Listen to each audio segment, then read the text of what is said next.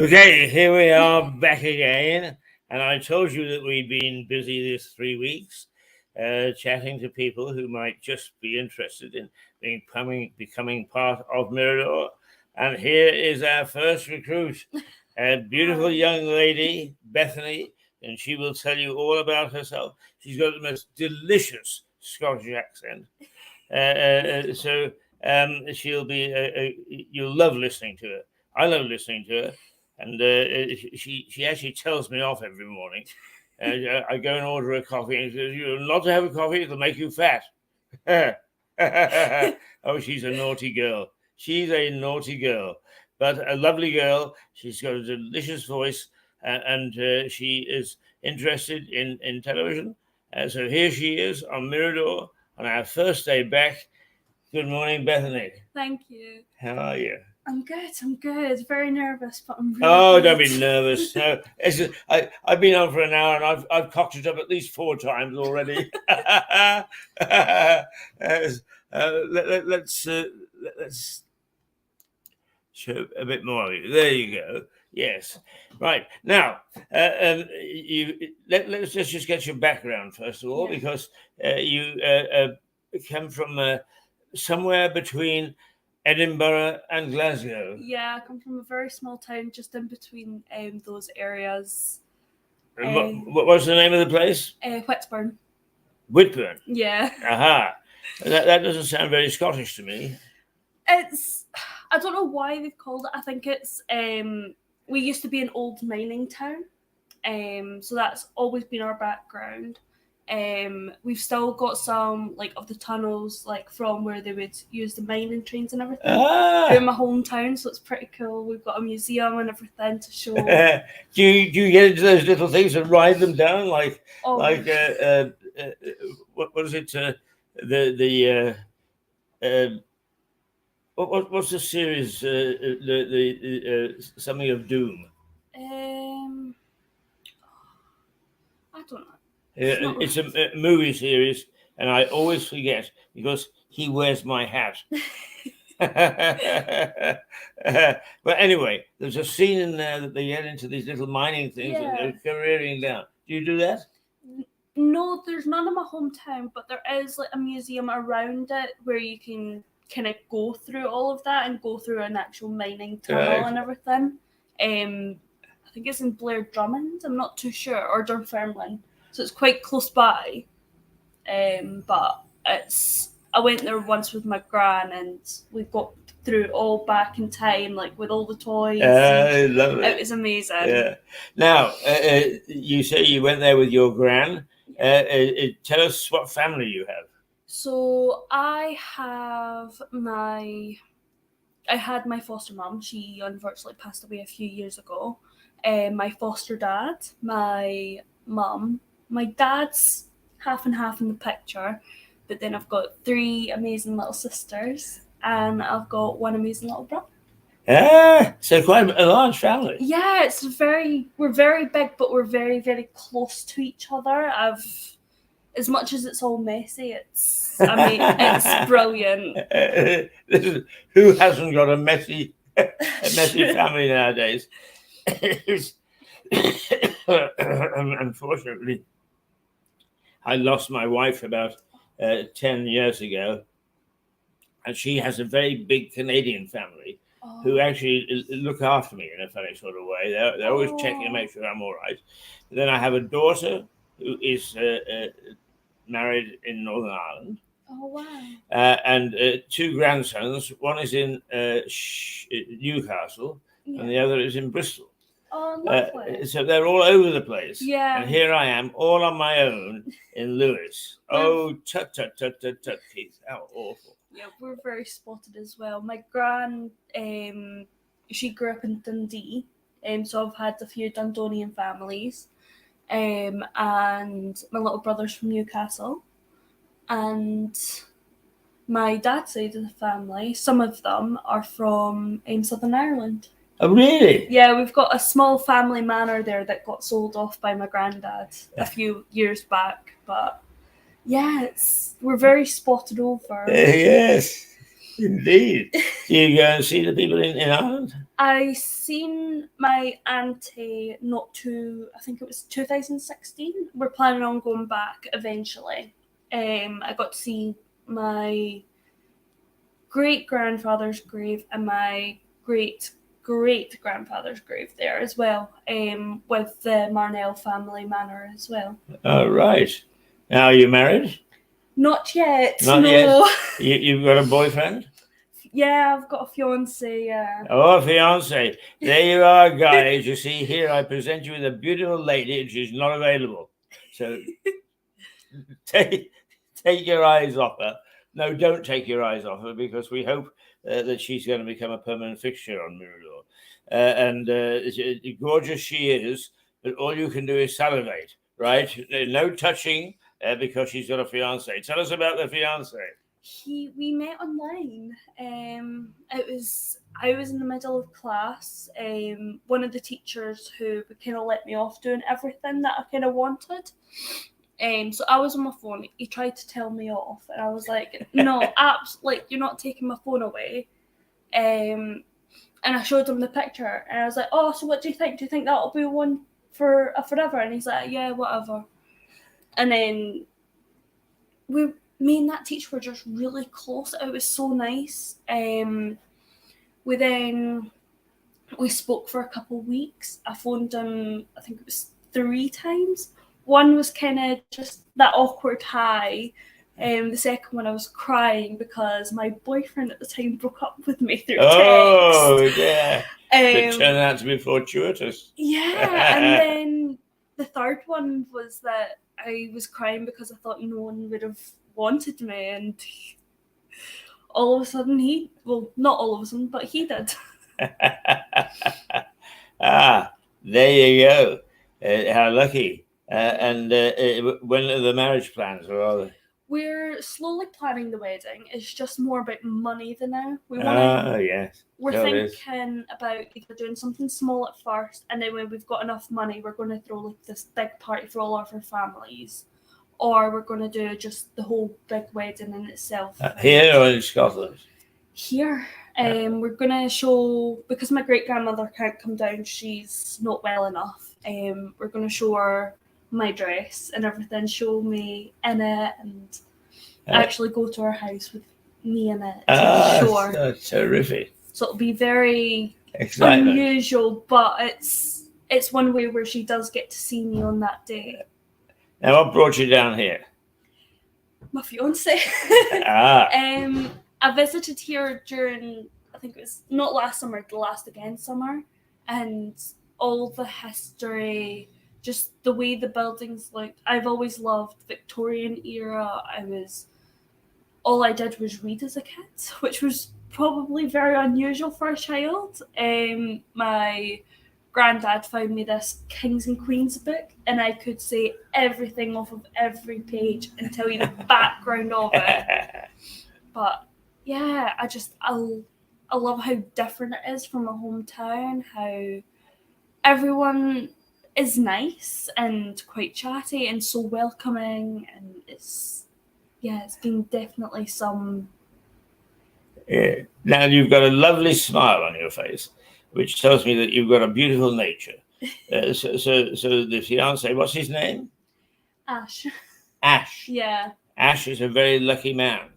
And you obviously have lots. Well, I know that you're lots of fun, because even at 6 o'clock in the morning is when you're getting grumpy old me. Saying I'm going to trouble.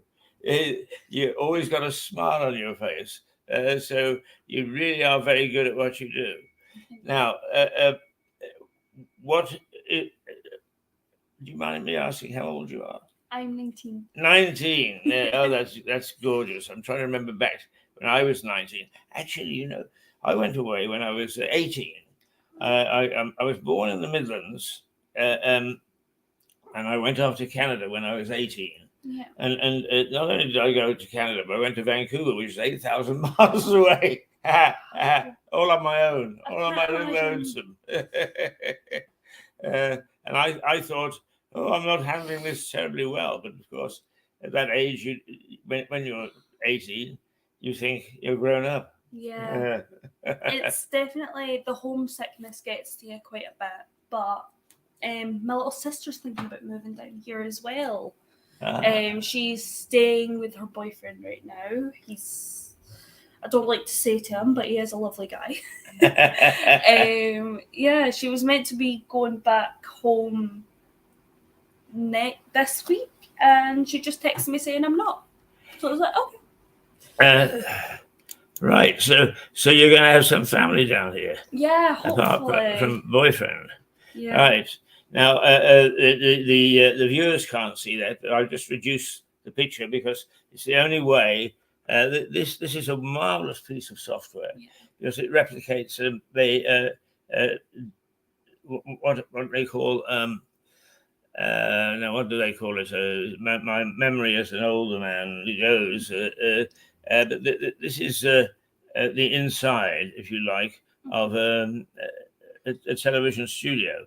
And all these things here allow us to do little things. I mean, I'm not quite sure that allows us to do. No, it doesn't, but it will. But what I want to do is to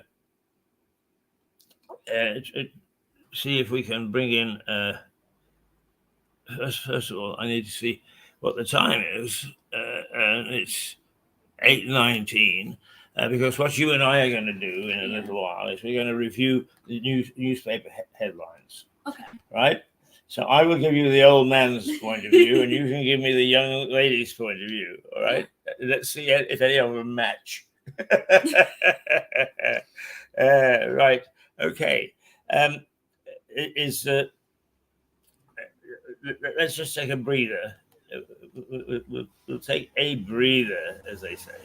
I haven't done this. I'm going to show you now about a minute's worth of Southover Park, which is here in Lewes. Yeah. I'm sure you know. And we use it as a break. Now, when television first started, way back in 1953, it started actually in the 1930s, but we didn't get it across the country until 1953. They had no experience of programs. So what they found was that one program was 27 minutes long and the next one was 29 minutes long and so on. So they had to have a bridge. Yeah. And they showed something called the potter's wheel. Oh. And all it was a pot being made. And that's what you saw. So we call this our potter's wheel. In other words, when we've got a little gap to bridge, this is what we use. You ready? Yeah.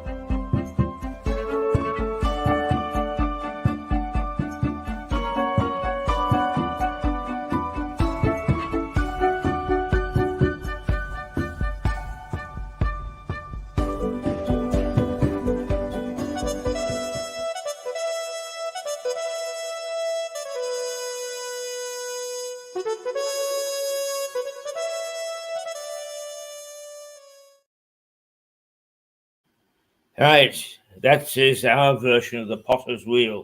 In other words, we take a break. Are you familiar with that park? Yeah, I've been there plenty of times. I know that Rag and Bowman got married there. Oh, really? Yeah, so it's quite interesting to see. I love the ice creams there and their sandwiches. When I first came here, it was It's a lovely. I don't get much chance nowadays because we've increased the amount of television that we do. But I used to use it as my summer office. There's a little park within a park there, and it's called the Notts Garden. Do you know what a Notts Garden is? No. Right. Now, an Ox garden is a symmetrical garden. It's where everything is laid out in a pattern. Exactly. Yeah. And there's a little Knots garden there, symmetrical. But the hedge, which is a very tall hedge, cuts it off from the rest of the park. So it's very, very peaceful, very calm. So I used to take my briefcase, off I'd go down there, work out the next stage of television, and thoroughly enjoy myself, surrounded by beautiful plants and so on. I like that park too. What you perhaps don't know, and I do articles from time to time on this, is Southover Grange, the big house there, was owned by a family called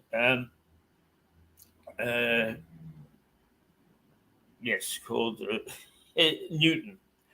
And in the during the English Civil War, which was in the 1500s, he was a Cromwellian. He supported Cromwell against the king, and the king was pretty pissed off with him, to be quite honest with you. And he was centered in Arundel along the coast here, and he decided that he needed the south of England in East Sussex.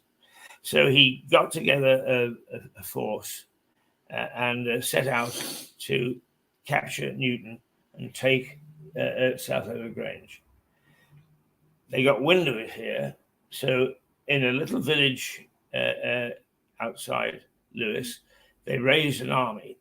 They marched off and they met the Royalists at Haywards Heath. Oh, wow. Right? And there was a battle. And the Cromwellians, the people in Lewes, won and sent the Royalists back to Arundel. And if it had been the other way around, we may not even have been sitting here today. May have been a difference in history. But as it was, the people out of, let's see, it's, once again, the name of the village will come back to me in a moment. But anyway, they fought the fight, and they killed 200 of the Royalists. So those are the people that lived in that house at the time when it was a lived-in house, right? Charging down the street. So you walk into a bit of history when you walk into that park. I keep on looking over because I'm looking for the time. 8:26. 8:26. Well, I think it's time for us to. What we'll do is we will put the papers up, ready for you and I to take a look at them and to have a little moan and.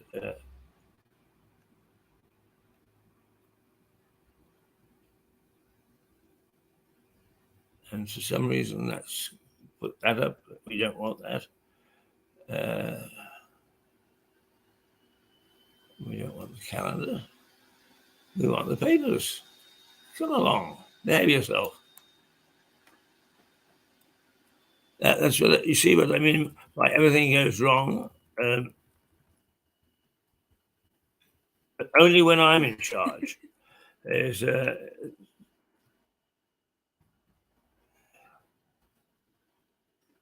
we go.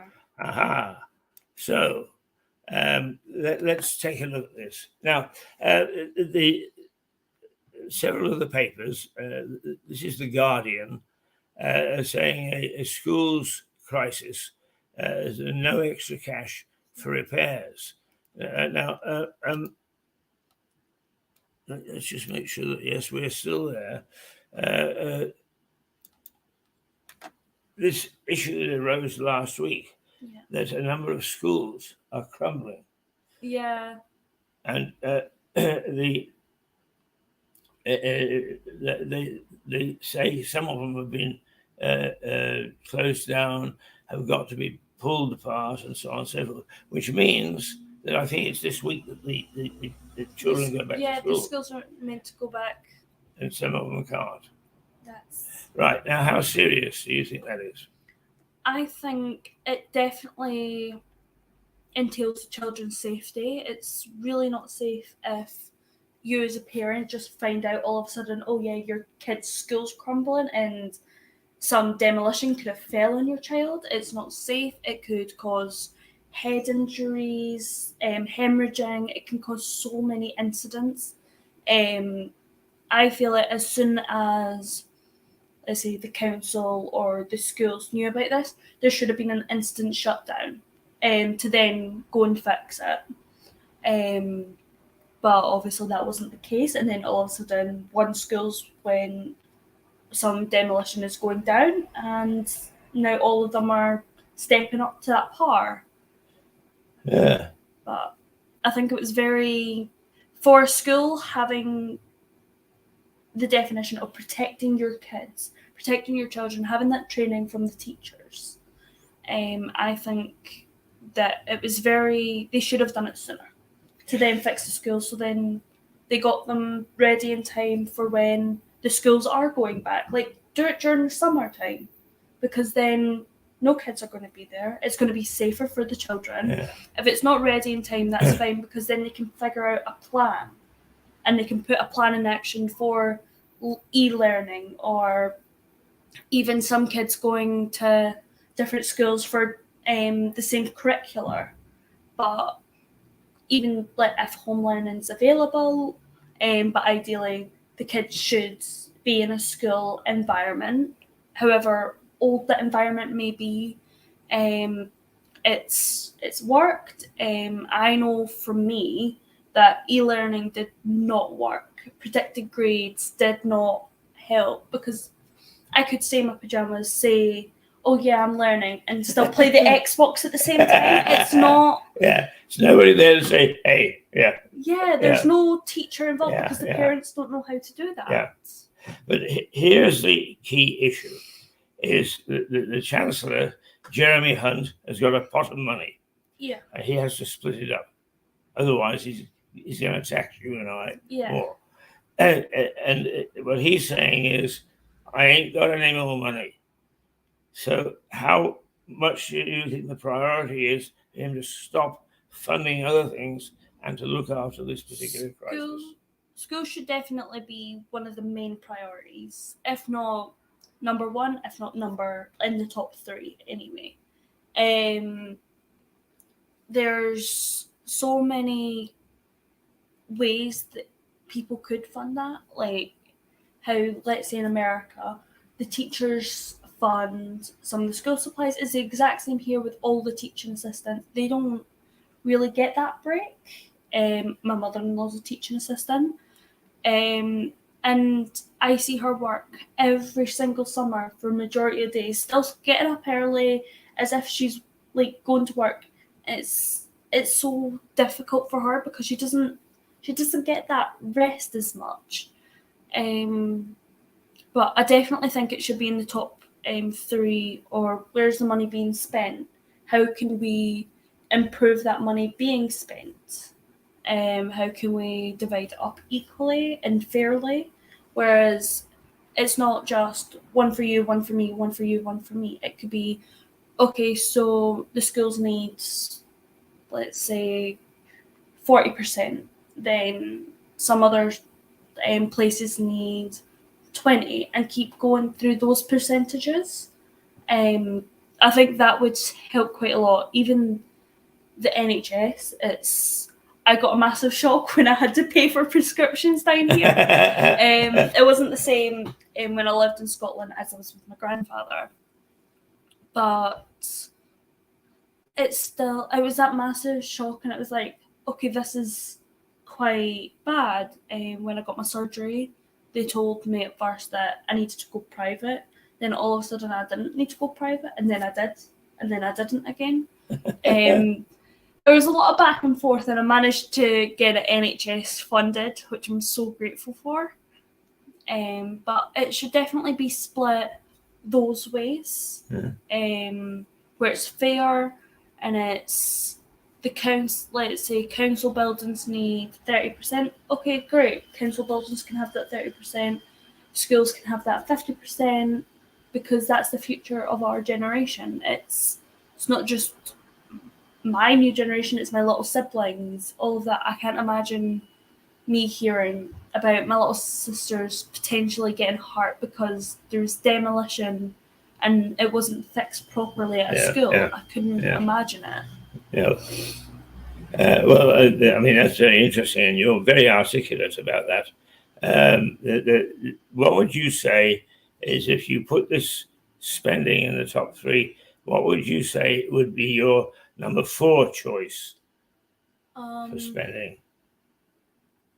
So I'd say my top 3 would be schools, NHS, and a lot of council housings need to be fixed. There's moulding in the areas, there's cracking, there's times where the insulation doesn't get renewed, and there's dampening, and it's causing people to be so ill. There's elderly there, there's newborns in there, new mothers. Even then, like some small families as well, they can't afford just to get that done up. They can't, especially in Lewis, they can't afford it at all. So I would say that would be a good number 3. Number 4 then I would say is roads. Make sure there's no potholes, because potholes, even in wheelchair stuff, it can hurt someone's bones so much if they've got rheumatoid arthritis, which my grandmother has delightfully passed down to me. Oh dear, you got rheumatoid arthritis. Yeah. I'm sorry to hear that. When my gran was in a wheelchair, each time she went through pothole or there was a little dip or whatever, it would really hurt her because that was her bone shaking, and we can't hold that pain. So definitely roads. It's causing car accidents. It's incidents for new drivers. It's not safe for them. It's not safe certainly for buggies, because as soon as there's a pothole and you don't see it, like the baby can go for it and it can fall. Definitely getting roadworks done, trying to see how we can make it a bit better. Because with all this cracking, even with this heat and everything, the climate change is never going to stop. Hopefully we'll find a solution, but it's never going to just one day it's going to be raining back in Scotland again as per usual. So I think we need to find a better cause, because the tar is melting. Clearly, that's why it's becoming cracked. We need to find new solutions on how we can deal with that, how we can deal with some places not having proper AC fit in. I know that when I worked in a nursery, we had a fan, and that was it. It's like we need to find a way where baby rooms, nurseries, even my workplace, to have proper AC fitted, not just for the employees, but for everyone else as well. I think they're definitely my number 4 and number 5, making workplaces more safer and making roads definitely safer as well. You've obviously thought about this a great deal. Do you talk about it in your family? Yeah, I was a very political child. My gran woke me up really early in the morning just so I could see the Scottish referendum and David Cameron stepping down. I loved politics. Absolutely loved it when I was a child, and just finding better solutions for things where people might have not thought about it. Wonderful. Wonderful. For a 19-year-old, I mean, you're really a revelation. That's terrific. And I'm glad you're able to share this with people around the country, for that matter, around the world. Yeah. Let's vow to make schools safe at any cost. There's no new money. So here's a dichotomy. What is he going to do? Will he, the thing is, I can see some people gearing up saying, he's going to take money away from our sector. Yeah. I'd say there might be thinking about, printing more money and stuff. That's going to cause inflation to get worse, which is then going to cause our taxes to get worse. And everyone's definitely not going to be happy with that one. I would say you really needed to think about where that money was going, not just luxury yachts or fancy housing. We could use that for different things rather than using, I know that some universities are now using their accommodation that students have paid for to in-house migrants over and everything. Why don't we use the different housing that we've already got? Like, new mothers are getting really mouldy council housing. Why don't we put the migrants somewhere where they can not only feel at home and welcome, but not also using student accommodation, because certainly students can't afford to not have a place to stay. I'm lucky that I moved down here straight after college. College was just a bus ride away. But yeah, we definitely need to figure out, is this one big picture where it's, you can't print off more money. That's inflation up. You can't do anything about that. Same as in World War One and World War Two. That's it. You've done it. But we also need to figure out where, okay, this money's going towards what? Then okay, how can we make that into a better solution? Okay, let's split it fairly. Schools need 50%. We'll keep 5% in that emergency, just in case the schools need maybe more. If there's, touching wood, there's never going to be another school shooting, or there's never going to be anyone harming into the school. Okay, we can use that 5% to try and create a starter of protection. The next time we can think about that, as well as the demolition. So 25-25 into the schools. But then we also need to think about, obviously, housing and things like that. Okay, where are people going to be staying? We can always use hotels, but that's not fair on tourism. The tourism industry will go down. That's not right either. We certainly can't use universities. So we need to find, I think they need to find a way where we're not printing any more money. We can't afford that anymore. We certainly can't afford majority of bills anyway. Majority of the young people, even in the foster system, are going homeless. That's what our revelation is. Being a foster child myself and hearing that, I would either get into addiction of alcohol and other substances, and then I would either be homeless or dead by less than 20 years of age, and that wasn't right. That's not right to hear for any form of child. You're very open about yourself, which is wonderful, absolutely wonderful. I've always believed that people shouldn't hide. There's nothing to feel guilty about or ashamed of. Is just tell the world what you are, and you're a wonderful young lady. I mean, I am exploring you on the air along with our viewers. I knew nothing about you, and the more I listen to you, the more fascinated I am. There, a lovely young lady, very open and very articulate, very articulate. Right now, hundreds of schools still in dark over safety fears. That's more or less the same thing. Yeah. Now, is Starmer's tax pledge. My problem. I promise to workers I won't raise your income tax. I won't hammer you like the Tories. My plan for a growing economy. Now, this is a big switch for Labour. Yeah. Do you believe it? It's very hard to believe words, definitely from any kind of political party, when where's the action for this? How are you going to make income tax more affordable? How are you going to not just apparently hammer the Tories, but what's your position for that? Why have you made that statement? What plans of action is there? Does it mean that you're not going to go through the same actions? And how are you going to change those actions then? How are you going to make this place better for young people to stay? Because we also need to think about not only elderly using pension schemes and everything. How are we going to make that better? How are we going to make their lives better? And how are we going to make young people's lives better? Because they're what the generation is. But we also need the adults, the parents, the foster parents, teachers, substitute teachers, everyone in between. How are we going to help them with this plan of action? How are we going to support them? And then grow an economy.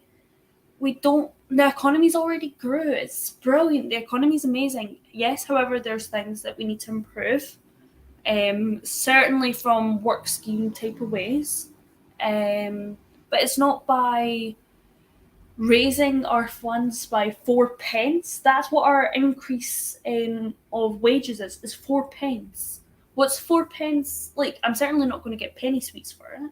It's like, where that 4p is just going to get taken away as always. So what am I going to be left with at the end of the day? So just because you're not raising income tax or apparently hammer you like the Tories, the hammer you like the Tories was definitely a low blow. You don't, in politics, I believe you shouldn't try and not represent other people. Yes, like our party's great, we'll do this, and this. However, these people, as much as they're saying this, how are you going to improve that then? What is that plan of action? Because it's not just about the fame or the paparazzi or, oh look, I'm in power, I can hold all this money, I'm getting all of this. You need to think about those people who aren't funded that load of money. Wow. I've got a political pundit with me this morning. She's got more views than I have, and that's saying something. Now let's just check on the time, because we've got the two Bs lined up pretty soon, but we've got time to take a look at some more. The Daily Telegraph. Sunak yields on onshore wind farms. Now, I'm not sure that I understand this story. I can't make out whether, in fact, what he did was he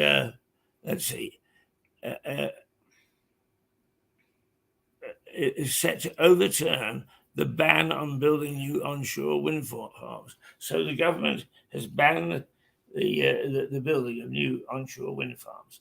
How do you feel about that? Wind farms are the main source of why our electricity. Oil rigs, we don't have much oil left. We've been doing it for generations on generations now, and it's becoming such a dangerous hazard of what climate change is now. If the government are saying, like they did a few weeks before, that they want to fight this climate change, they're definitely going the wrong way about it.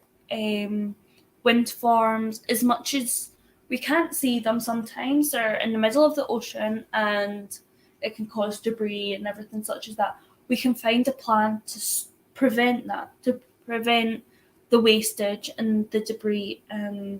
But all the wind source, like from our lighting to our charging of our like phones, anything to do with that, even electric cars now. So much of that comes from solar panels, wind turbines, even water systems as well. It comes from all of that because that's our natural way of not causing as much damage to the society, to the globe. I definitely think maybe, yeah, we do have quite a lot. Definitely every majority of places where I look in my hometown, we can see a wind farm, but that's also because how many places do need to be sustained? What can we do about that then?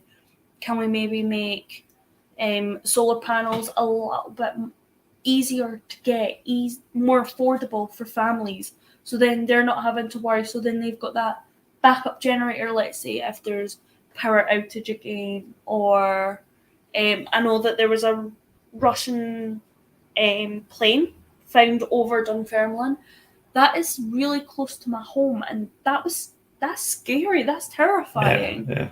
As much as I'm not there to protect my family, what would happen if then all of a sudden blackout and then nothing happened? We need that backup source as well.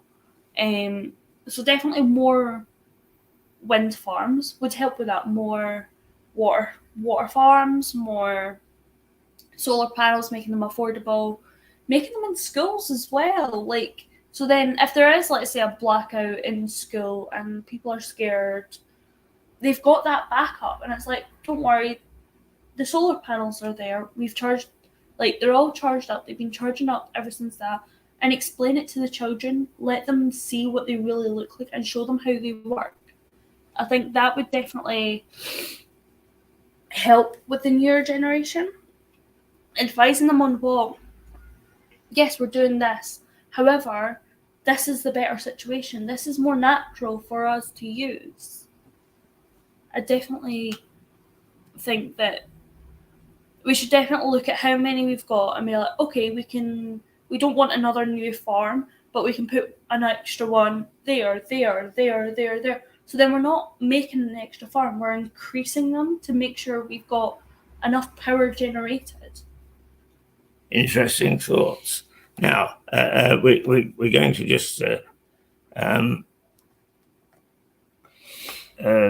just take a moment or two. Forgive us. Keep looking at Bethany, very pleasant young lady. What I'm going to do now is just to get the tag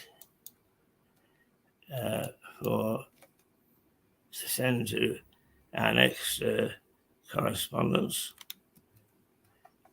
while we carry on chatting. And it's amazing what we can do with this, because we're going to go to Scotland.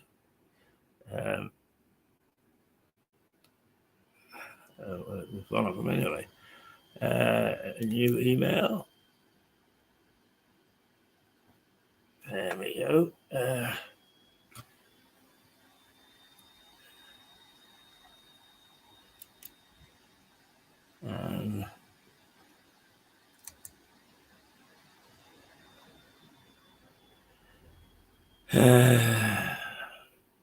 we go.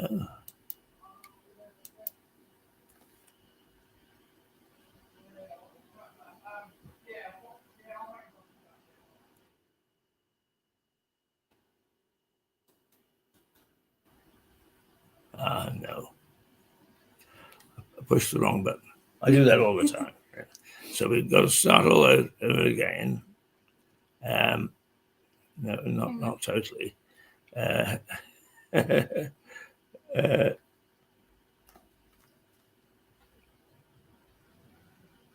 Let's see.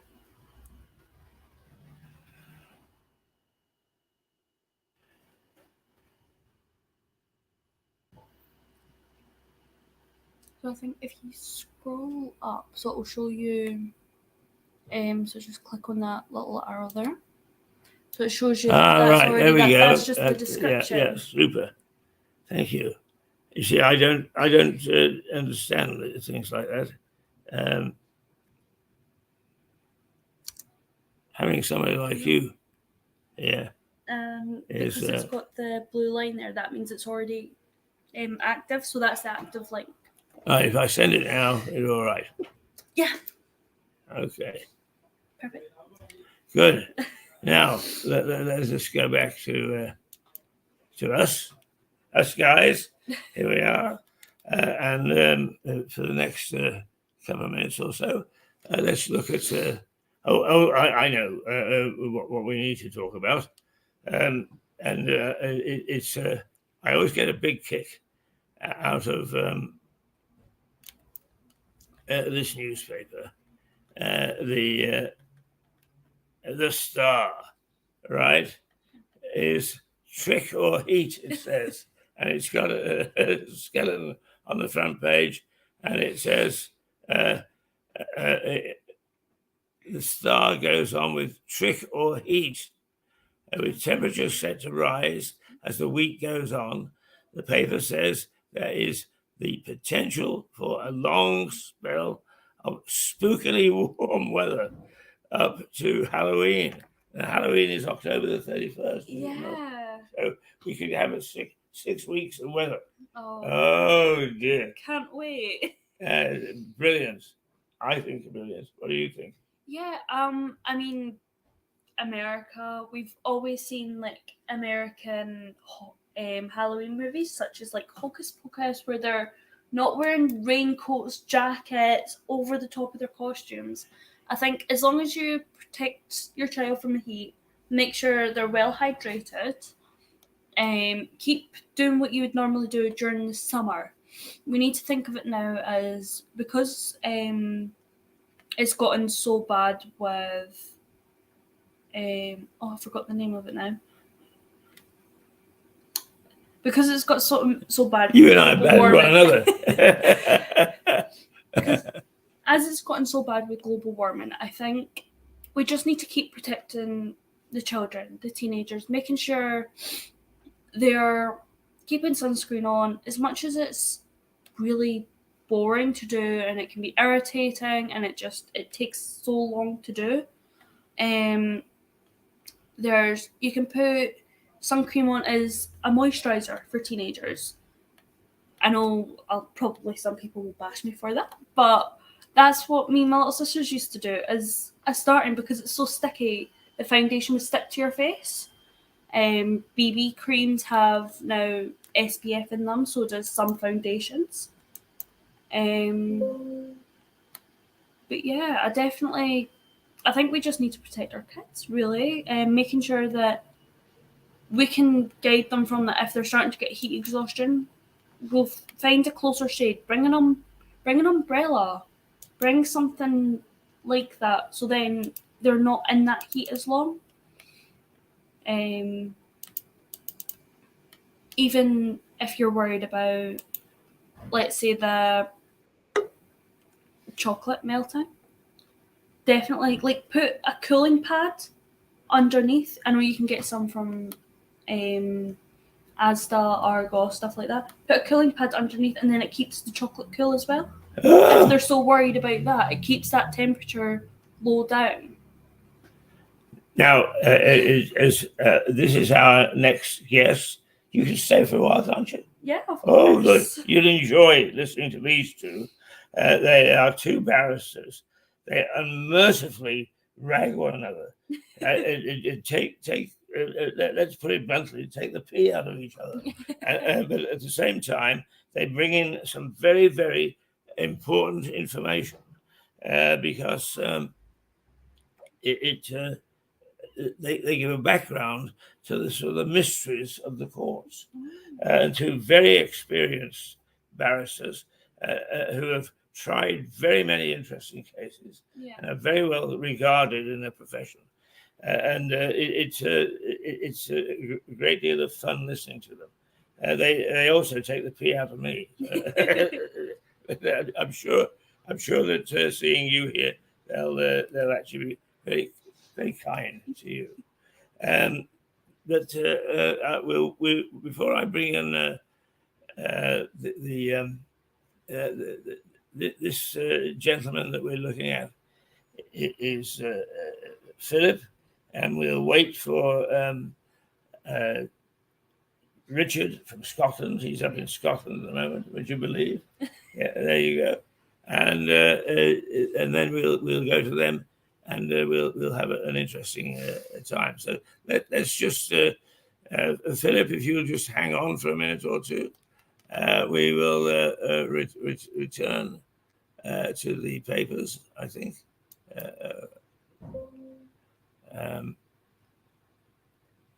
So if you're not wanting any of those videos, you can just click that X there. Yeah.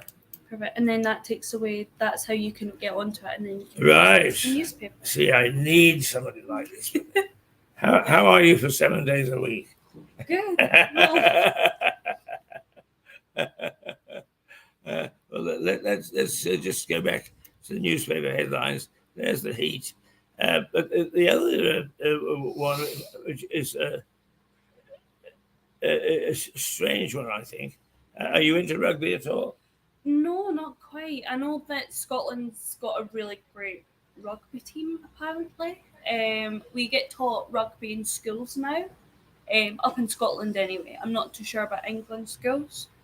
It was certainly an experience for being almost just about 4'11", if not maybe a little bit higher, and getting tackled by one of my classmates. It wasn't the best. Right, at 58. And the reason I asked you about rugby is that because the Sun has decided to lead on a rugby story, and it says the England coach grilled me over my sex life with Kirsty, and this is Danny Cipriani, who was always a very controversial rugby player in his day.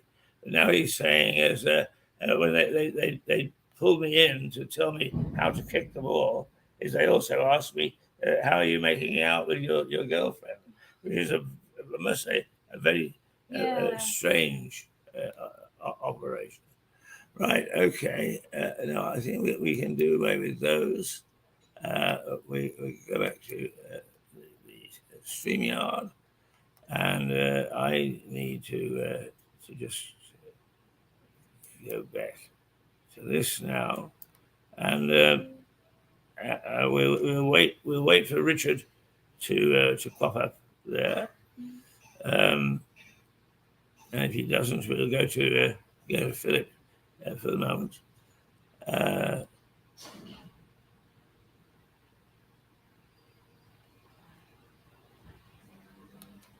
I need to sort of.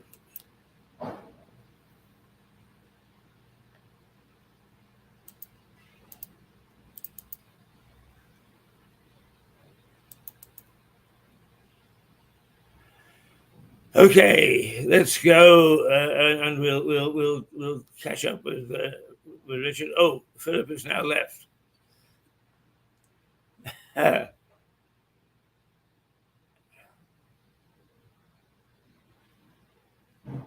Come back, Philip. All is forgiven. Here he is.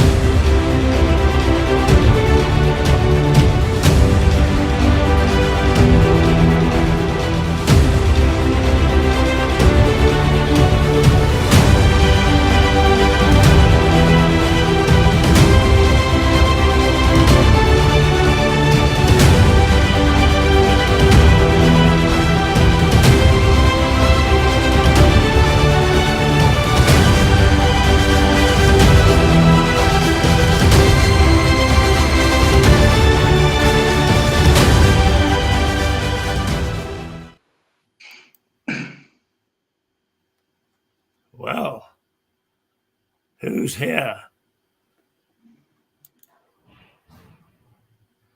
There we go. There's one of the two Bs. That is Philip. Good morning, Philip. Good morning, Keith, and good morning, Bethany. Good morning. It's nice to have a lovely Scottish accent on a day when the programme is coming from Dunbar. Yeah, it's Dunbar's. I think it's not too far away from me. So it's been. Are you? Do you live in Scotland? Not at the moment. No, I stay in Lewis right now. Right. And where do you live if in Scotland? Whitburn, West Lothian. Right. I'm ashamed to say I'm not that good on Scottish geography, but Richard Barton, who will join us soon, he always holidays in Dunbar with his dog, and he's half Scottish. His father was Scottish. Oh, lovely. And he has learned Scots Gaelic. Speak of the devil. And there he is. Yes. Sorry, I had an outage on my email link there. That's enough of that, Richard.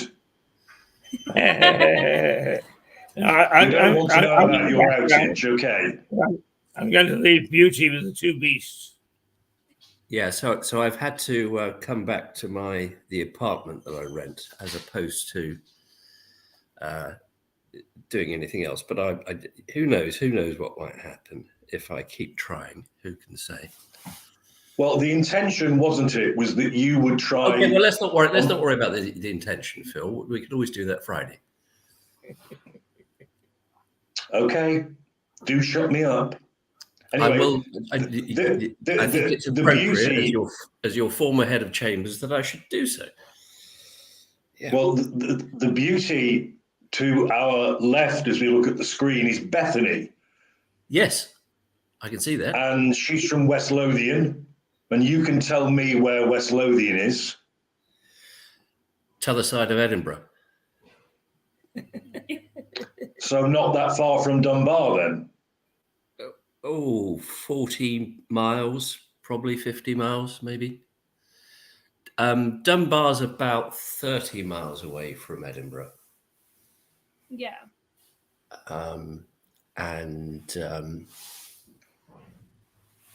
So that's East Lothian. It's to the east.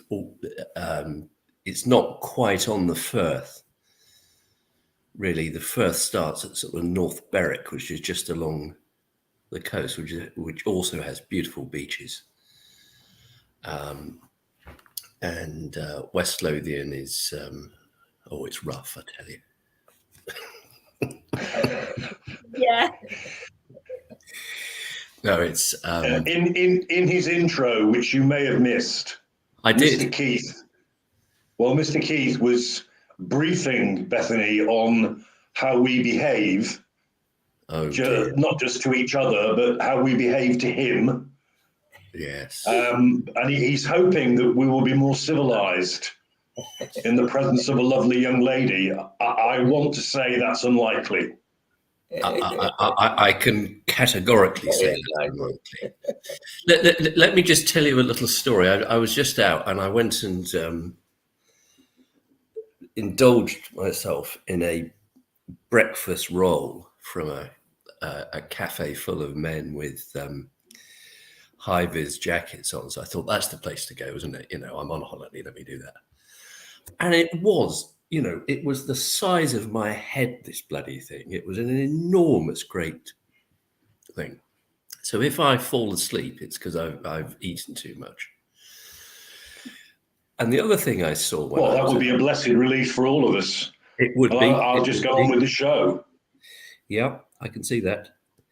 The other thing I saw was, and it's not something you maybe some areas do still have them, was a lollipop lady on Dunbar High Street, helping the children who are back to school today crossing the road. Now, my paternal grandfather, who lived near Moffat on the west, towards the west in Dumfriesshire,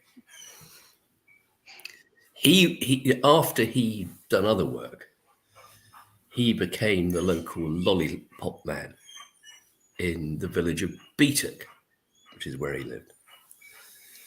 And he received a letter through saying, due to new policies and the need for insurance, you're going to have to retire when you're 65. And he was able to write back and say, well, actually, I'm 83 already. And they just hadn't noticed. And he lived into his 90s. Yes, well, can we liven this up? Because Bethany's starting to yawn. Did you see her yawn? Yeah. Oh, yeah. Yeah. I consider this to be a little bit like the night garden, equivalent for adults. So, the children have that sends them off to sleep. And Phil, I'll ask you about one of your cases, and then we'll all nod off. That's fine. The whole world will sleep then. Yeah. Yeah. So I'm sitting in the kitchen of my rented apartment, which is very nice. And I have all three of my daughters arriving today. So I have to go and buy haggises and neeps and tatties, because if they turn up and I haven't cooked that for them, then there will be trouble. Which brings us to the subject of today's conversation, doesn't it, Philip? If you say so, boss. Move on. Give me a moment.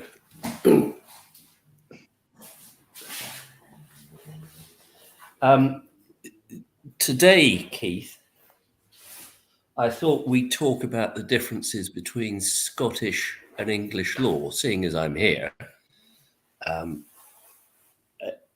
have some knowledge of it. Phil, I think, has scant knowledge of English law, let alone Scottish law, but... Correct.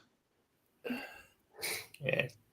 I But think what I'm going to do as I'm on holiday, I'm going to have a glass of crabbies as we...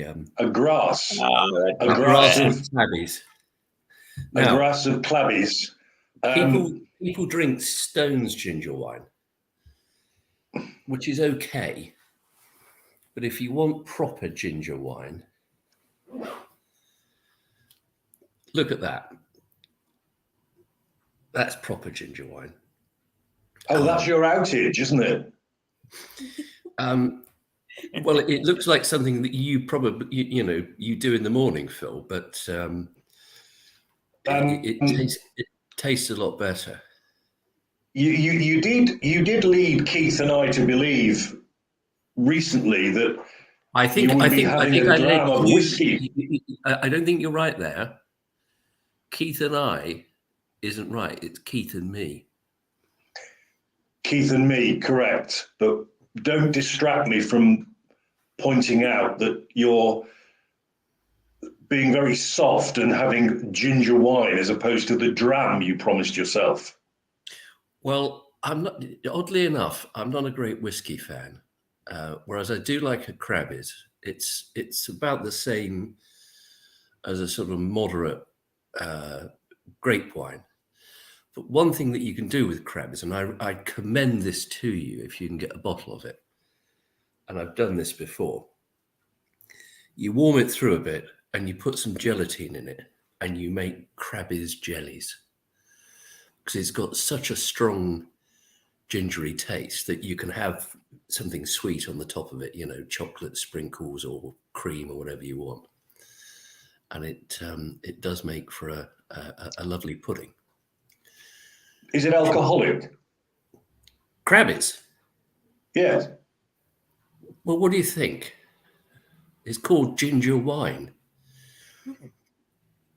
Yes, but ginger beer isn't alcoholic. Not all ginger beers are, but Crabbies do a ginger beer, which is about 3.5%. Yes, they do. And it was my favourite tipple at one time, and I'd forgotten about it. Yeah. If I manage to stop off at the Black Horse, where I was yesterday, and where you were the topic of conversation. Yes, I said to them that you were going to discuss today the differences between English law and Scottish law. So I think that all those people who watch you in the Black Horse will be expecting this. They're going to be well, Richard. You better move on. Instead of regaling us with your culinary skills, maybe we could get back to the subject. And could you look at the screen? No. It's not something I'd like to see, but... No, well, if you could blank yourself, then I would. I can blank myself. Now, I can put my Ku Klux Klan hat on if you want. I know that there's a lot of that goes on in Arundel. Yes. Yeah. Now, Keith and Bethany, it is an interesting fact for lawyers, if not for the rest of you, and you will definitely go to sleep at this point, that even though we live all together on this sceptred isle, and England conquered Wales very early on, and we have what's called the common law. So in other words, after William the Conqueror, most of the local particular laws were phased out. And so that's why it's called the common law. It's the law that's common to the whole country. And it is theoretically based upon the law of precedent. That is, judges have decided the law. Scotland is different. Where I'm sitting at the moment, I couldn't practice law because it's a completely different legal system. And No, it's because you're in a kitchen. It's because I'm in a kitchen as well. Yeah. Well, lots of Scots cases occur in kitchens, I promise you.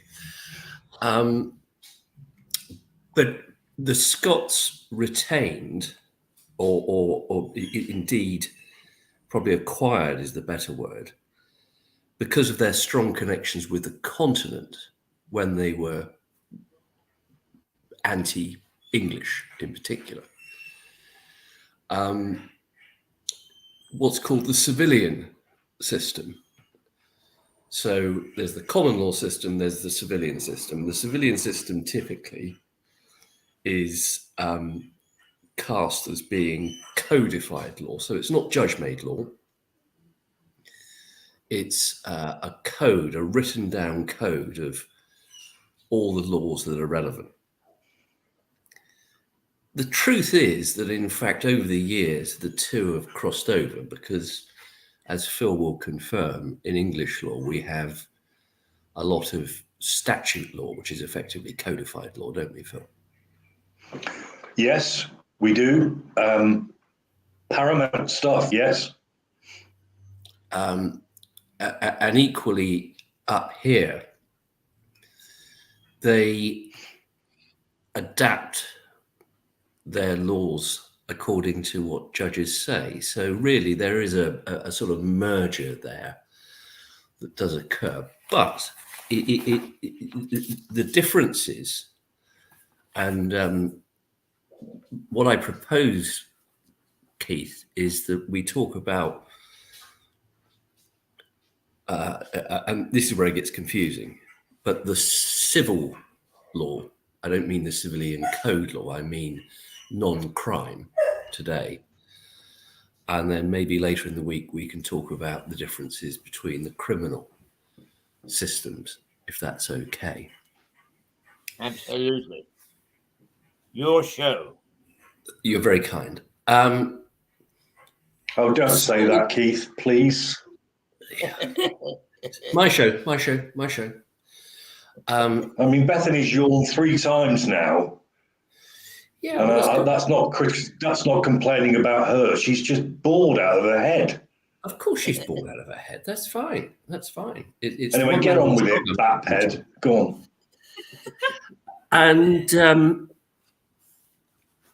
Scotland, there, as a consequence of having a completely separate legal system, I might have just show you my T-shirt here. I don't know if you can see that. No, you can't. Regrettably, I can. That's me asleep on Christmas Day. This was bought for me by my daughters for my birthday. And this is Scots Gaelic for Master Interrogator. And that has what to do with Scottish civil law? Well, it's in Scots Gaelic, isn't it? Oh, that's a real link. That is, no, absolutely. Well, you know, it's an odd thing that I don't believe that you can conduct proceedings in Scotland in Scots Gaelic, whereas, of course, you can request that in Wales. Very much so. Not that they do it. But they don't. In Welsh, they speak Welsh, Richard. They don't speak Scots Gaelic in Wales. I knew I'd get that bit wrong, Phil, and I'm glad that you're there to correct me.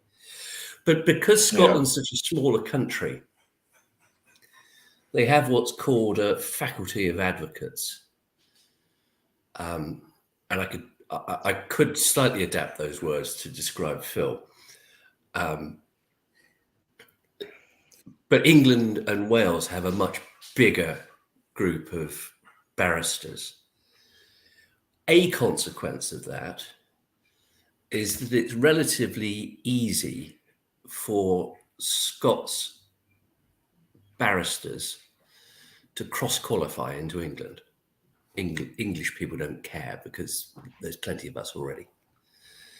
Trying to do it the other way is virtually impossible.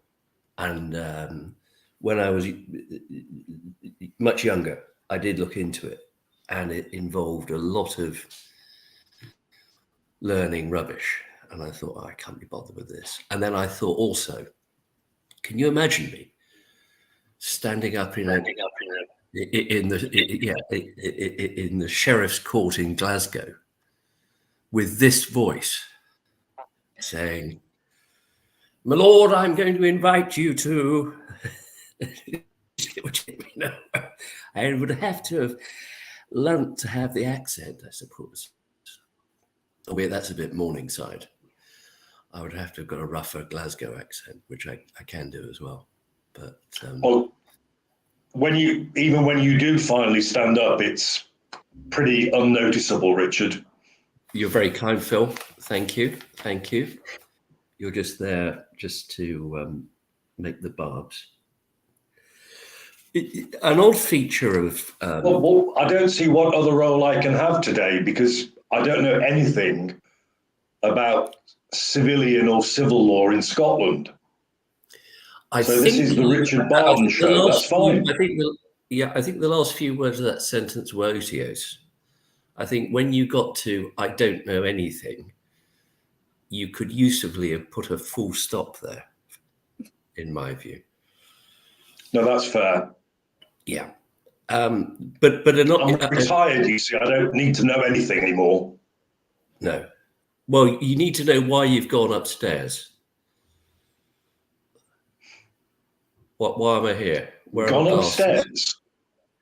Yeah, well, it's always that thing, isn't it? Old man. I see what you mean. Yeah. Phil, no, there are occasions when I go into a room in the house and then I think, why am I in here? Literally, it's very scary. Phil, the nurse will be round with the medication soon, and the nice chap with the guitar who entertains you all in that home. So if you just wait for a bit, no, I've arranged for them to turn up at the end of this. Don't worry. You clash. You'll have your pre-masticated food put in front of you. Yeah, that's disgusting. Can you carry on, please? There's nothing wrong. It's a perfectly sensible word.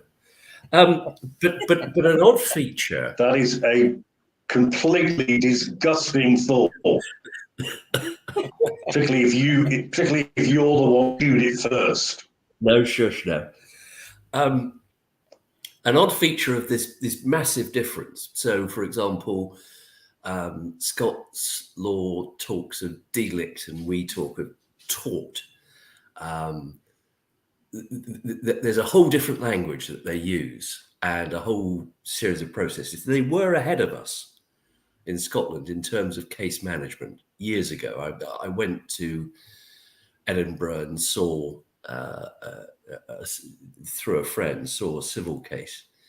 And I thought, why can't we do this down in England? Because this is quite good. But anyway, but an odd feature of it is that we have a single ultimate court. So you go to court in Scotland and you lose your case. you go to their equivalent of the Court of Appeal, but then if you get permission, you go to what used to be the House of Lords Judicial Committee, not the whole of the House of Lords, which is now, as you probably know, segued into the Supreme Court, who have their own building on Westminster. But the odd feature of that place is that judges from both England and Wales and Scotland, and indeed Northern Ireland, sit there together deciding the cases. So there's this strange thing where the two, where you're not allowed. It's like some kids' disco where the boys are on one side, the girls are on the other, and they don't mix until the last dance. And then when they get to the last dance, they I'm not sure I want to kiss any of the judges of the Supreme Court, frankly. Anyway, whatever. But Philip, it brings me, oddly enough, Oh, God. to my ginger wine. And why would I be thinking about ginger drinks, Phil? Donahue and Stevenson. Spot on. Tell us what Donahue and Stevenson was about. Donahue and Stevenson was a civil case. It was, if I remember rightly, done under tort. Well, Tortious. delict, as it's called in Scotland. Yeah, same thing. I was about to remind you of that, yes. And it was about a worm or a maggot found in a ginger beer bottle, in the drink in the ginger beer bottle. Snail. And No, snail. Donahue sued Stevenson. Snail. Yeah. So it was one of those old stone ginger beer bottles, non-alcoholic. And it was in Paisley, just on the edge of Glasgow. And the issue in it was that she hadn't bought the bottle of ginger beer. So it was deemed that she, the person who had the snail in the bottle, had no contractual right to sue the manufacturer. Which Phil, you'll confirm that's correct. Well, that's my recollection, but am I wrong? Was it done under contract then? No, it I wasn't. can't remember. No. The whole point was that it couldn't be pursued under contract. Right. Under contract law. But it was still a tort. Still a tort, which is a civil claim outside of contract. Now, historically, and I know this because I used to see these books in a room that I once worked in, and sort of Victorian works about negligence on the railway, as if it was a completely separate subject. Wrongdoing in harbours. So it was all piecemeal. The law was all piecemeal in terms of, as Phil rightly calls it, tort, as the Scots would call it, delict. Donahue and Stevenson was probably the single most important civil case of the 20th century, decided in the 1930s. And the lead judge was Lord Atkins, who was Scottish, because of course it was a Scottish case. And in the House of Lords then, you had 5 judges. And it was only decided 3-2. in favor of the claim, but it completely changed the law of tort. It's the single biggest topic in the law of tort. And so I include in that things like defamation, occupiers liability, all the other civil things that you could mention that don't involve contracts. And Atkins, offensive T-shirts. Offensive T-shirts, exactly. Atkins, who was just a brilliant brain, he probably the best judge of the 20th century as well. He unified it, and he said, to whom do I owe a liability? I owe it to my neighbor. A little bit biblical. And if it is foreseeable that my actions might cause harm to my neighbor, then I will be liable for damages to that person. And that case has just cascaded down for the last 90 years. And some people think it went too far. And there's an argument for that. And others think it didn't go far enough. Well, it's an incredibly wide concept. I mean, yeah, you can drive a coach and horses through. Yeah, and so you get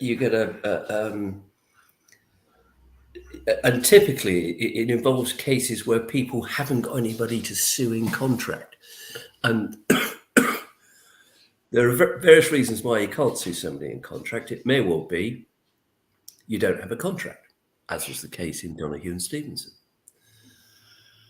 But it may also be that the person that you'd like to sue in contract isn't worth powder and shot.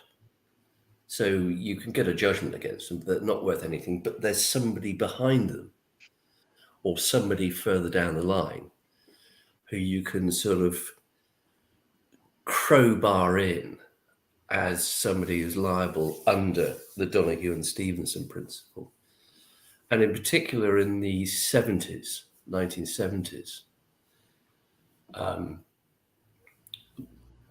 just before I started studying law, there are a number of cases that took the principle way beyond, and became a bit like America, where people simply couldn't get insurance to do the job that they'd normally do, for fear that the insurance companies would say, well, we can't guarantee that, under this principle.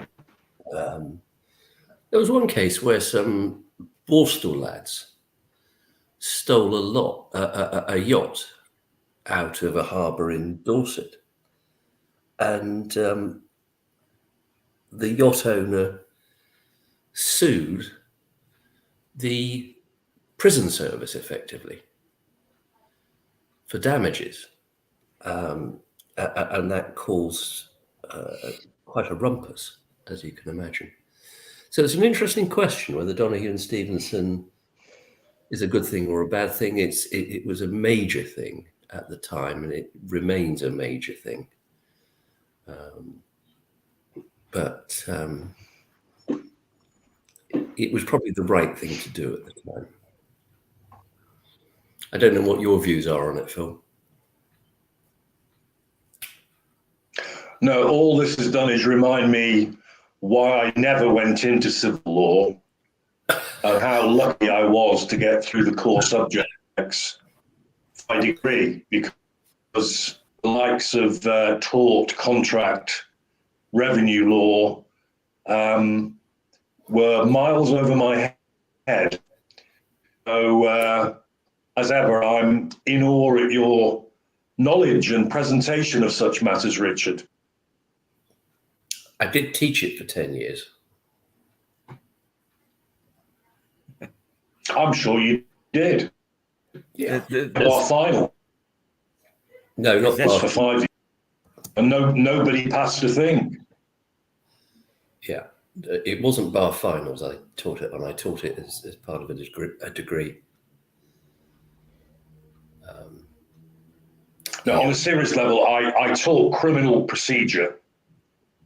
And I taught, as I think I told you years ago, I also taught family law, which I did know a bit about in those days.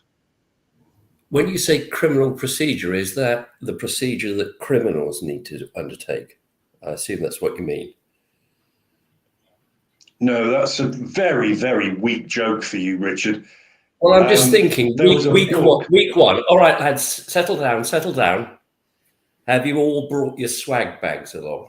You haven't got a stripy jumper on. Where's your sawn off?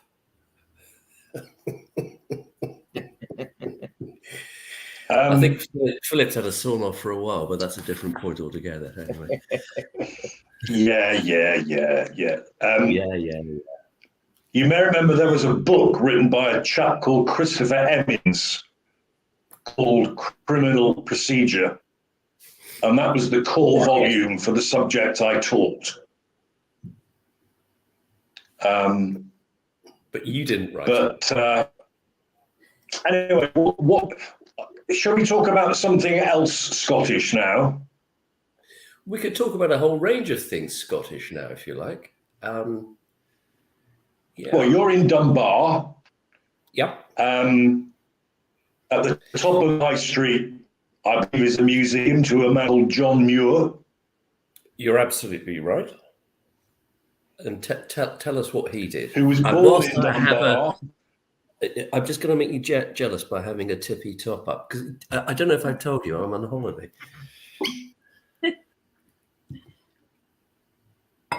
Go ahead, Richard, Phil. My life is one day, as you know. And rather like that bottle you're holding, my bottle is generally half empty. Yeah, I can imagine that. Whereas yours is generally half full. Go on, tell us about John Muir. I mentioned, don't get chippy. I won't be long, but it was our intention, wasn't it, to talk about John Muir today? Yeah, but we can do that on Friday in more depth, I'm sure. The most famous man from Dunbar. Friday, we'll try again. We'll try again. And he grew up in Dunbar, went to America and did fantastic work there as a naturalist. Not a naturist, Phil. Keep your clothes on. None of that. Okay. We've seen too much of that. Yeah. I did have a cousin. Cast out till maybe out. Yeah, I did have a cousin who was a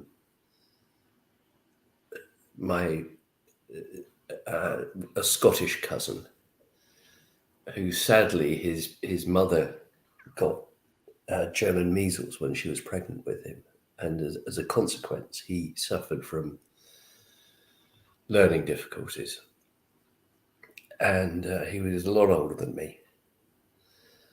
And so before my parents had children, they thought that they'd relieve my uncle and aunt of the burden of looking at, because it was a sort of 24-hour-a-day thing. So they took him to the cinema. My parents did.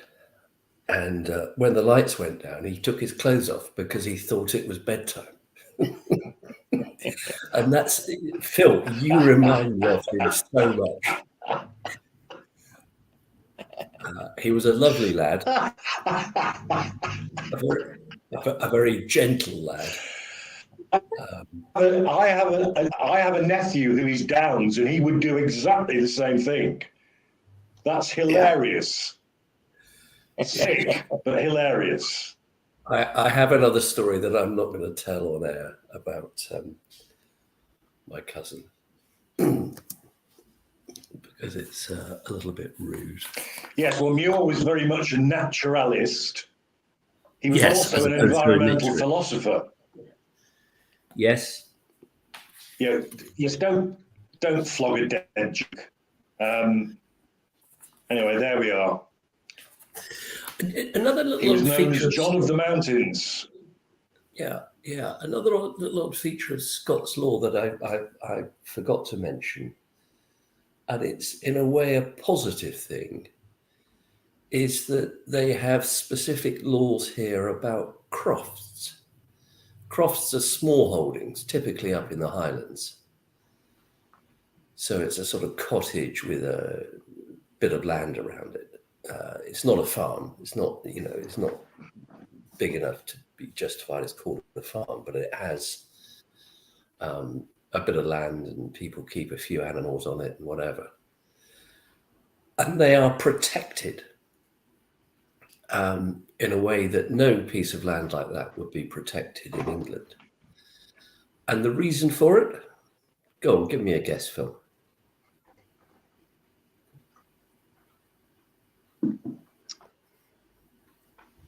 A result of the clearances? Absolutely right. The Highland Clearances, which was a disgrace on the English, where landowners, small crofters, were just kicked off their land in order to allow the richer people to use it. Yeah. And that was after 1745. What did Bonnie Prince Charlie do in 1745, Phil?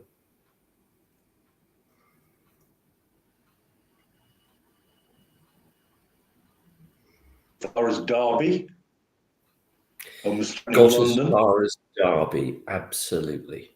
It's an extraordinary thought that a sort of ragtag of Scottish Highlanders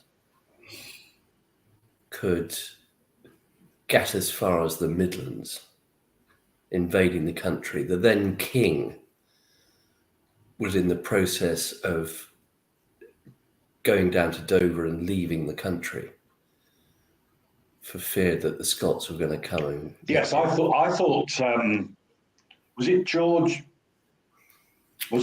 III or the second? No, I think it was George II. Anyway, Yeah, I thought he actually did leave London. He didn't leave the country, but they were in a right flap. Yeah, and then the English got their act together, and of course, and the Highlanders decided that they needed to get back to do the various things that they needed to get back to do, and they made enough in various ways, and they had their bums kicked all the way up to the very north of Scotland. And then at Culloden, which is, if you're ever in North Scotland, I'd recommend it. It's on a moor above Inverness, and they just got massacred, absolutely massacred. And it was yes. Well, I did mention to you ages ago that by sheer chance, on whether it was Netflix or whatever, I can't remember, I did watch a film called Culloden, but it was all in Scots Gaelic with subtitles. And I encouraged you to watch it because it explained not just the massacre and the build-up, it explained how the social system, tierage in Scotland, within the clans and the hierarchy within the clans was completely inappropriate for military action. Oh, totally. Yeah. And there was a level of desert. The other major, well, there are three major events in 4 military events. I'm adding there's Bannockburn, where we beat the bloody English good and proper. There was a battle against the Romans. You are half English, remember? No, I'm not. I'm half Cornish. It's completely different. It doesn't matter. It makes him schizophrenic. Yeah, I'm just a Celt through and through, Keith. And I'm proud of it. I can't Well, wait you to look Borneo. see that day. Sorry, Keith, I couldn't hear you there. I can't wait to see that day. You in a kilt. I wouldn't wear a kilt. I'm not a Highlander. My dad wasn't. You know, my dad was my real family's probably dirty secret is that back in 1756, as the Scots retreated from Derby up the country, that the Southern Uplanders, which is where my father's family come from, probably were the ones who were putting the boot in on them. And so I don't have a tartan. I don't have the knees for a kilt. Phil will confirm that if I wore a kilt, there's always a danger that I might show more than or ought to be shown. But what I was going to say to Keith was that a standard kilt, and I had worn one at my brother's wedding in Gretna Green, and it's one of the most uncomfortable things I think I've ever worn. But a standard length kilt would hit the ground if you wore it. So thank you. You would need a miniskirt version of a kilt. Well, I'd have a bridesmaid holding the back of it. It would be fine. But Gentlemen, we have gone 3/4 of an hour, and just before we all depart, Bethany, I hope, will be a regular once a week, and if she hasn't been put off by being with the gruesome twosome. So I'm going to give her an opportunity to ask each of you a question before we go. Okay. I don't actually. What made you guys want to start civil law and criminal? Phil? It's not Bethany's fault, but I didn't catch all of that. What? He's put her rather on the spot. Could you? That's what this television station is all about. Having another go, Bethany, and I'll Your question, dear lady. What inspired you guys to study law? Criminal law as opposed to civil. Yeah, I long before you were born, Bethany. There was and I've already spoken about this on this very TV station. There was a program on the television called Crown Court, and it was very low budget. It didn't over-dramatize things. In fact, it was the most realistic program I think there's ever been on British television about the criminal justice system. And I saw that when I was sort of 11, 12. And I thought, I want to do that. That's what I want to do. And I was lucky enough to get that. And it's a lot of fun as well. Philip, what about you? Well, as you know, an identical experience, but 10 years earlier for me. And in the Northwest, the local channel was Granada Television. Granada Television produced Crown Court, and it was actors presenting, digesting a case, questioning witnesses, all dolled up in wigs and gowns of the judge. But there was a real jury. They got in members of the public who had no idea what the result was. They were just there to deliver the verdict after they'd heard the presentation of the case by the actors. And it probably sounds a bit tame by today's standards, but I found it absolutely riveting. And rather like Richard 10 years later, I said, that's what I want to do. The other reason, the other reason Phil became a barrister, criminal barrister, is that he wanted an excuse to wear a wig and a gown. He was just exploring that side of himself, and that's fine. You know, Phil, there's, you know, Absolute boss. we're all with you there. You know, and we know that you have YMCA on a loop on your playlist, and that's okay as well, Phil. All right. Well, actually, I'm influenced by Judge John. Yes, it reminds me of a cartoon in The Guardian. I am the law. I heard a judge at Southwark Crown Court begin his summing up with those words to the jury. Members of the jury, we have different jobs. To use the words of John Deed, I am the law. And they related to that. They related to that. The reason that anyway, for Bethany's mental health, should we call it a day?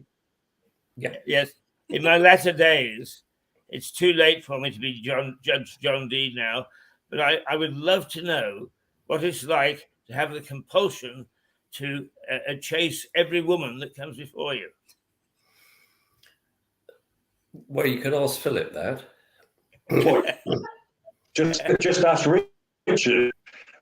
Richard is a natural. Have you not realised this?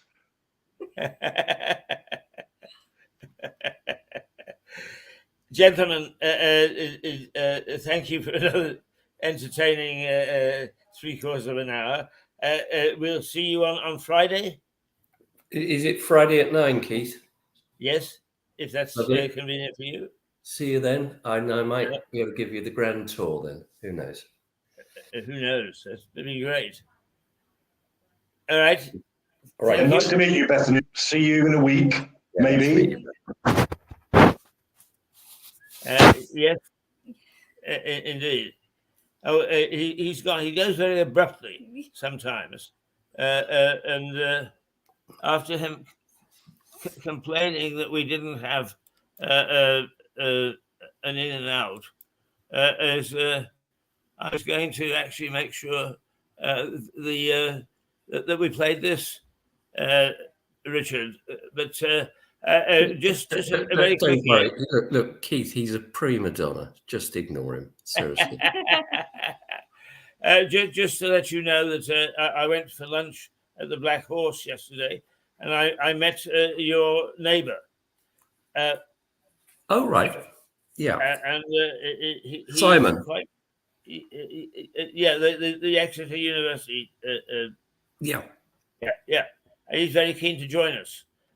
So when Excellent. You're back, he may pop in to ask you how you feel about being with us. Don't tell him the truth. Try and encourage him. All right. I'm going to go off and enjoy the beach. Right. See you Friday. See you then.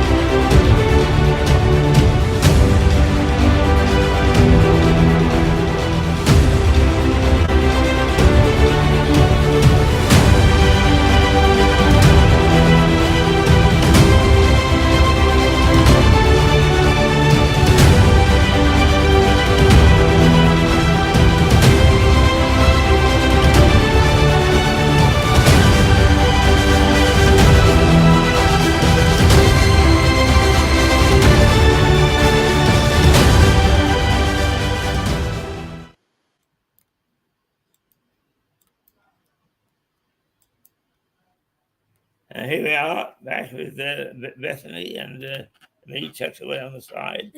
We're going to say farewell for about 10 minutes, and then we will be back with Harry Aston in France. We're all over the place this morning. And thank God I've got Bethany. She's a natural, isn't she? She's never at a loss for words. Yeah. That's great. That's what you need in television. Okay, we'll be back very shortly. And just for the moment, we'll say toodle pip. Let's just, I'll tell you what, let's do it the traditional way.